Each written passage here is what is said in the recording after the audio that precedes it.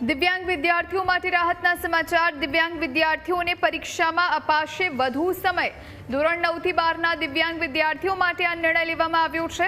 દિવ્યાંગ વિદ્યાર્થીને 1 કલાકની અંદર પેપરમાં 20 મિનિટ વધારે સમય આપવામાં આવશે। 2 કલાકના પેપર માટે 40 મિનિટનો સમય વધારે આપવામાં આવશે। 3 કલાકના પેપર માટે 60 મિનિટનો સમય વધારે આપવામાં આવશે।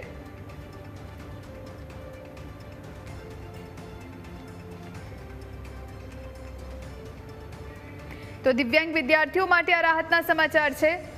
दिव्यांग विद्यार्थियों ने हवे परीक्षा में वधु समय आपवामां आवशे।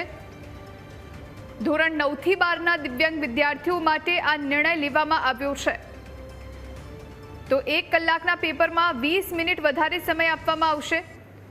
2 कलाकना पेपर माटे 40 मिनिट, 3 कलाकना पेपर माटे 60 मिनिटनो समय वधारे आपवामां आवशे। संवाददाता आशुतोष अपनी साथे फोन लाइन पर जोड़ाया है। आशुतोष, दिव्यांग विद्यार्थियों माटे परीक्षा में વધુ સમય આપવાનો નિર્ણય લેવામાં આવ્યો છે, શું જાણકારી? जी बात કરવામાં આવે તો દિવ્યાંગ વિદ્યાર્થીઓ લૈયાના માધ્યમથી પરીક્ષા આપતા હોય છે, એટલે તેઓ બોલતા હોય છે અને અન્ય વિદ્યાર્થી પેપર લખતો હોય છે અને તેના જ કારણે બોર્ડ દ્વારા એક મહત્વપૂર્ણ નિર્ણય જે છે તે લેવામાં આવ્યો છે, જેમાં તેઓને હવે વધુ સમય જે છે તે આપવામાં આવશે। ખાસ કરીને 1 કલાકની એક્ઝામ હોય તો તેઓને 20 મિનિટ વધુ મળવાની છે। તો બીજી તરફ બોર્ડની પરીક્ષા 3 કલાકની હોય છે તો તેમને 1 કલાક જે છે તે વધુ આપવાનો નિર્ણય જે છે તે બોર્ડ દ્વારા કરવામાં આવ્યો છે। ખાસ કરીને આ વળતરનો જે સમય છે તે તમામ દિવ્યાંગ વિદ્યાર્થીઓને મળશે। જે વિદ્યાર્થીઓ લૈયાની મદદ લે છે તેમને પણ આપવામાં આવશે અને જે વિદ્યાર્થીઓ લૈયાની મદદ નથી લેતા એમને પણ જે છે તે આ સમય વધારાનો આપવામાં આવશે। એટલે સૌથી મહત્વપૂર્ણ નિર્ણય જે છે તે બોર્ડ દ્વારા કરવામાં આવ્યો છે।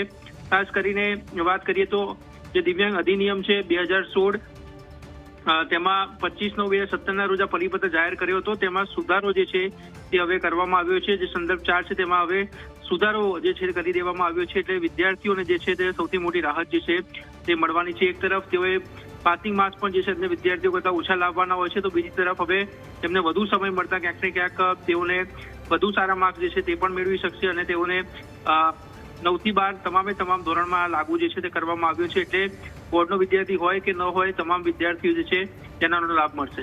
આશુતોષ, આભાર આપનો જાણકારી આપવા માટે।